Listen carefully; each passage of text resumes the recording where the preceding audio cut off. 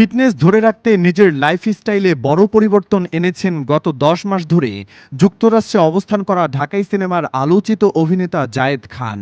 ডায়েটও এনেছেন কঠোরতা। এসবের পেছনে অনুপ্রেরণা হিসেবে কাজ করছে বলিউড তারকা সালমান খান।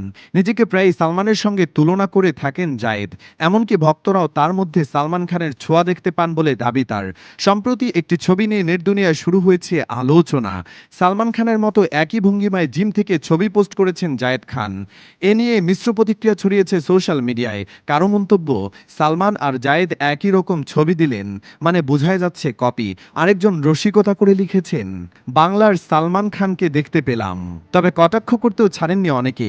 একজন লিখেছেন, দেখে তো মনে হচ্ছে গুলিস্তানের দেশি সালমান খান। নেটিজেনদের মতে শুধু ফিটনেস নয়, সালমান খানের স্টাইল, ফটোশুটের ধরন, এমনকি পোশাকও প্রভাব ফেলেছে জায়েদ খানের ওপর। জায়েদ খান ২০০৮ সালে ভালোবাসা ভালোবাসা সিনেমার মাধ্যমে চলচ্চিত্রে পা রাখেন।